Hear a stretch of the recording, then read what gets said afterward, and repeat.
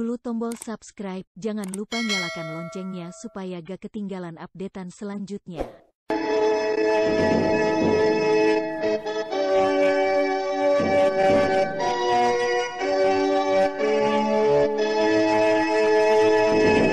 PT Supra Perpindo Pharma bersama Sanggar Cerita mempersembahkan serial Sandiwara Radio Mantra Naga Bumi.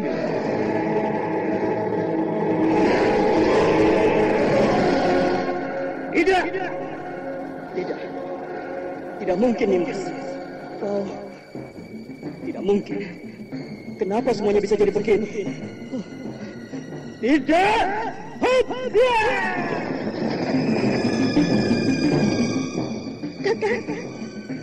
Kakak Naga Geni. Kakak, kenapa kau tinggalkan aku, Kakak? Kenapa?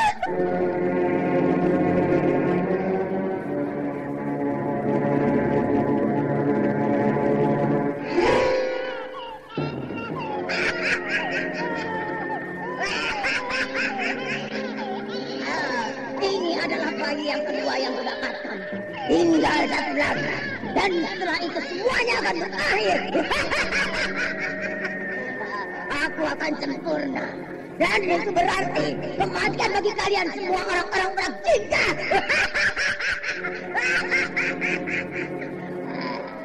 Darah-darah kalian akan kupersembahkan untuk dewa kegelapan. Kalian akan kuhancurkan. Kuhancurkan.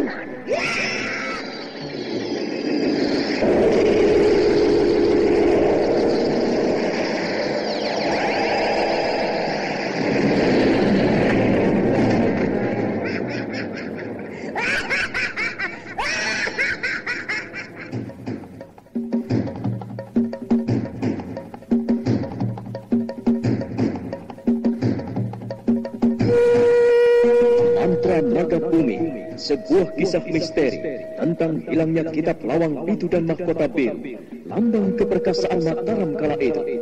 Penuh ketegangan, dendam, dan keserakahan, diseling dengan kisah romantis yang mengharukan.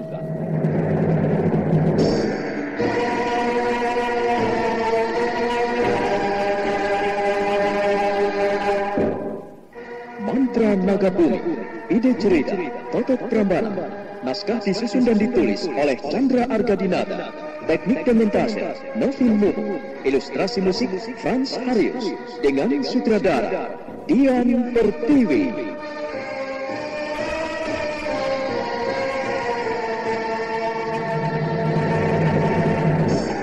Mantra Naga Bumi kali ini menampilkan episode ke-31 dengan judul Sepasang Pedang Pembunuh.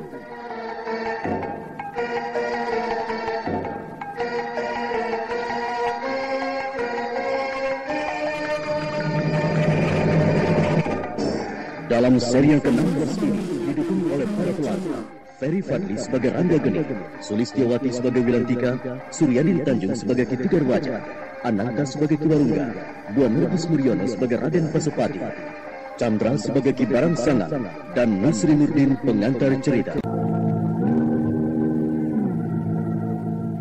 Wilantika dengan cepat membereskan semua sisa makanannya.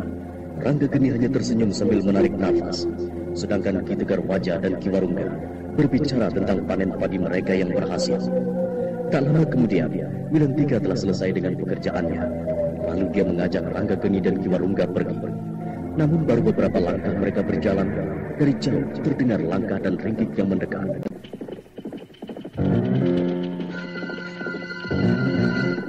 Ki Warungga, ada yang datang kemari. Agaknya mereka berkuda dan tidak sedikit. Apakah... Oh, mungkinkah Raden Pasupati datang kembali bersama dengan orang-orangnya? Mana mungkin dia yang datang? Bukankah mereka sudah pergi dari desa Nganyuk? Kalau mereka yang datang, pasti dengan orang-orang yang lebih hebat lagi dari yang dulu. Lalu, kalau mereka yang datang, apa yang harus kita lakukan, Ayah? Aku takut, Ayah. Aku takut. Pasti mereka akan menyiksa para penduduk desa ini. Mereka pasti akan merampas hasil panen kita. Iya. Semoga saja bukan mereka yang datang. Mudah-mudahan orang-orang yang hanya lewat desa ini. Mudah-mudahan saja hanya para pengembara yang nyasar ke desa ini.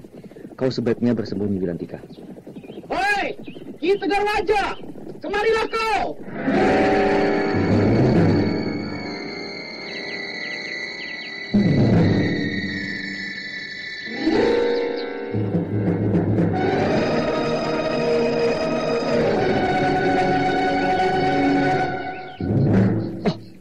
Benar, mereka yang datang.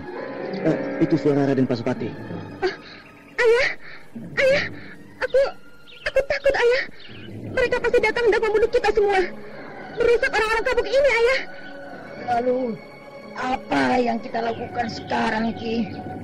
Apakah sebaiknya kita pergi saja dan meninggalkan tempat ini sebelum dia menyusul kita kemari? Tidak, Ki Warungga.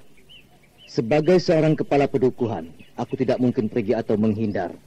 Aku tidak boleh meninggalkan tanggung jawabku. Apapun yang terjadi, aku harus menghadapinya. Aku tidak boleh mengorbankan mereka semua hanya demi keselamatan diriku pribadi. Maafkan aku, Ki Tegar Wajah. Aku salah bicara. Ayo, keluarlah. Kita datangi mereka. Aku akan membantumu sebisaku. Ayah. Wilantika, kau pergilah.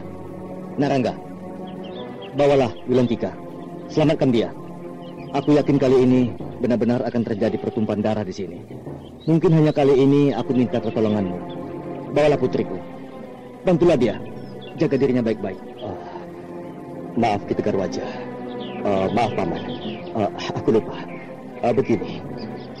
Biarlah aku membawa dan menjaga Nimas Wilantika. Tapi tidak untuk membawanya pergi. Lalu, mau kau bawa kemana? Aku tidak ingin dia mendapat celaka, Mas. Dia harapanku satu-satunya. Dia tidak akan mendapat celaka. Aku akan menjaganya. Sekarang marilah kita temui Pasupati. Aku yakin, kalau aku pergi pun dia pasti akan mencariku dan Nimas Wilantika. Sementara itu banyak korban penduduk yang tidak berdosa. Ayolah, Paman. Tapi nak, Mas. Sudahlah, Paman. Kelak Paman akan tahu kenapa dia begitu dendam padaku. Aku yakin sekarang dia kemari pasti membawa orang yang paling jago dan bisa diandalkannya. Dan pasti dia mencariku. Apa maksudmu, Mas Rangga?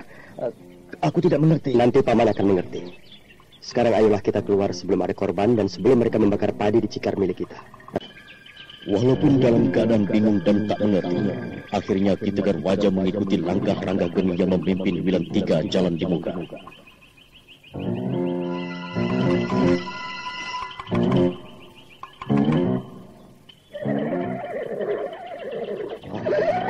Mereka banyak sekali. Tak kurang dari 20 orang. Mereka orang-orang rimba persilatan. Lihatlah gaya mereka duduk di atas punggung kuda itu, Ki. Aku jadi takut. Ayah, aku takut, Ayah. Mereka menyeramkan. Tenanglah, Dimas. Paman Tegar Wajah, lihatlah. Di sana itu para penduduk mengepung tempat ini dengan senjata seadanya. Aku harap Paman dan Ki Warungga mengatur mereka. Janganlah menyerah, karena semuanya akan mati sia-sia. Orang-orang itu bukan lawan para penduduk desa ini. Mereka orang-orang kasar dan kejam. Selamat bertemu kembali, Ki Tegar Wajah. Putrimu semakin cantik saja. Apa kabarmu? Untuk apa kau kembali mengganggu kami lagi, Pasupati? Apakah tidak cukup hajaran yang didapatkan oleh keluargamu waktu itu? Kau jangan mengungkit hal itu lagi. Aku kali ini datang untuk menghancurkan desa ini dan semua isinya. Juga untuk membunuhmu bersama pemuda keparat itu. Tapi sebelum kalian mati, aku akan memperkosa anakmu di depan matamu. Kurang ajar!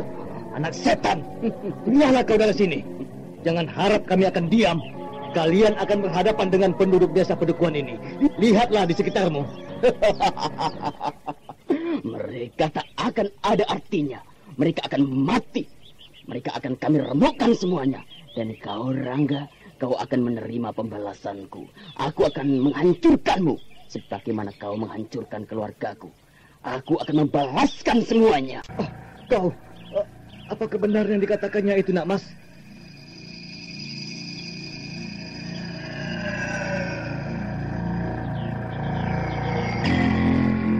Rangga Geni tidak menjawab. Mata laki-laki itu tiba-tiba mencorong tajam. Sekilas Ki Tegar Wajah melihat seperti ada kilat cahaya yang menyambar wajahnya. Paman Tegar Wajah, jagalah Nimas Wilantika dan suruh para penduduk itu menghindar. Biarlah semuanya aku tangani. Tapi Kakang, kok Jangan cemaskan aku. Semuanya harus diselesaikan hari ini juga. Kalau tidak, dia akan semakin merajalela. Dia datang untuk membalaskan dendamnya padaku atas kematian orang tuanya dan juga para anak buahnya. Nah, tinggallah di sini bersama ayah. Paman, jaga Nimas Wilantika. Hup.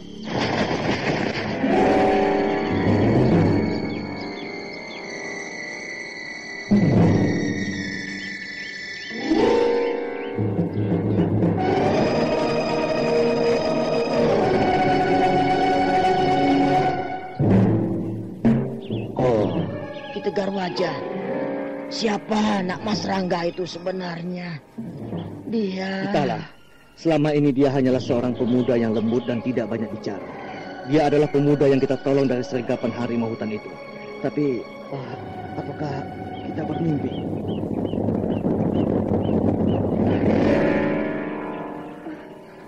Ayah, ini bukan mimpi, tapi kenyataan.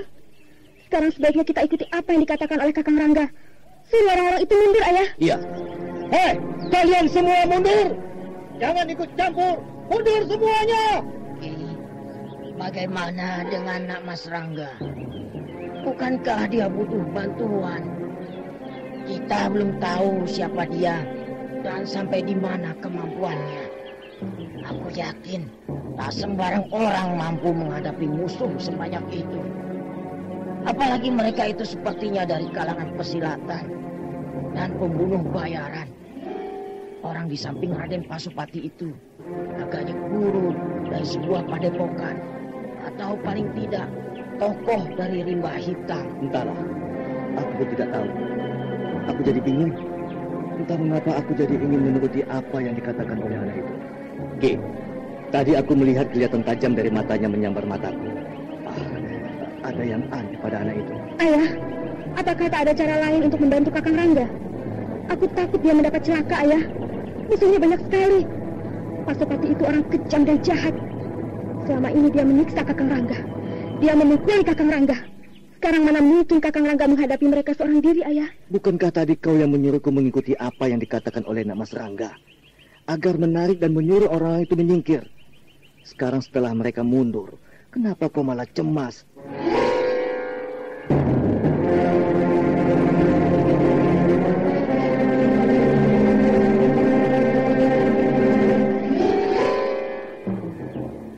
Lalu bagaimana ini, Ki? Apakah kita akan biarkan Nak Mas menjadi tumbal? Dia akan mati sia-sia. Kita bantu dia. Kita ke sana. Ayah, jangan, Ayah. Ayah di sini saja.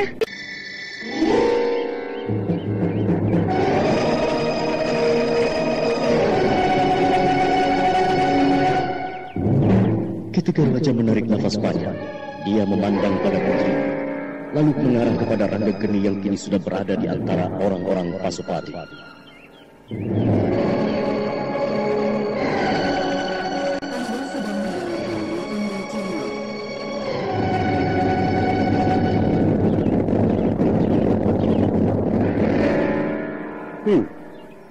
Pasupati. Saat itu aku mencarimu. Mencari kau dan dukun ini. Tapi kalian menghilang. Dan sekarang kembali lagi dengan orang-orang ini. Aku yakin mereka pasti pesilat bayaran. Kau telah berhutang banyak nyawa padaku. Kau telah membunuh Ramandaku dan orang-orangnya. Kini aku akan membunuhmu dan semua penduduk pedukuhan ini. Mereka telah melindungi dan menolongmu. Kau akan mati hari ini. Mereka akan membunuhmu dan menyiksamu, Rangga. Turunlah dari kuda kalian. Lakukanlah apa yang kalian mau. Ayo, turunlah. Cerita dari Raden Pasupati. Kedengarannya kau seperti raksasa yang memiliki 10 pasang mata dan tangan serta kaki. Tak tahu, kau hanya seorang pemuda yang bodoh dan lembut. Kau ini cocoknya menjadi seorang tukang masak, menjadi penjaga keraton. Bagus sekali kalau kau beranggapan seperti itu. Mungkin aku bisa mengatakan bahwa kau cocok sekali untuk menjaga sebuah kebun binatang karena wajahmu yang keras dan kasar begitu. Orang ajar.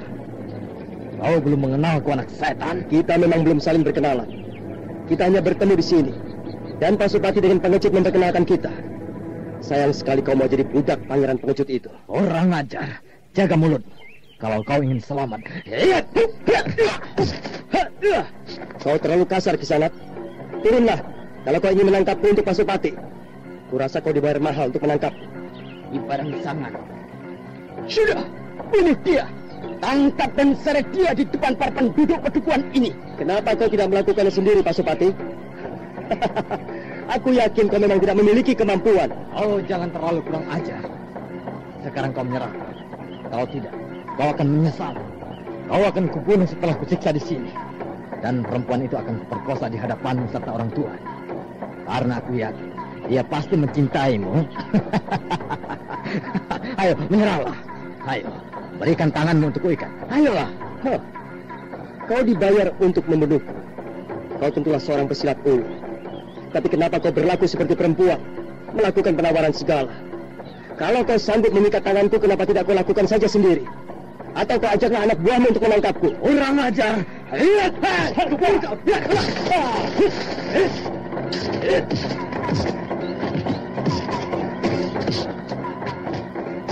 Ki Parangsangan dengan cepat turun dari kudanya sambil menyerang ke arah Ranggageni. Ranggageni mengelak dengan memiringkan tubuhnya. Ki Parangsangan merasa gagal dengan serangan pertama, kembali memutar tubuhnya. Gerakannya kini lebih cepat lagi. Jangan terlalu memandang enteng orang lain, Kisanak.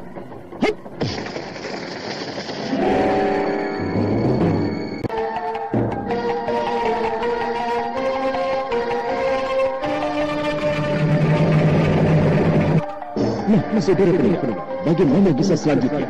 Apakah yang akan terjadi? Untuk mengetahuinya, ikutilah Mantra Nagabumi ini pada seri berikutnya, hanya di radio kesayangan Anda. Sampai jumpa.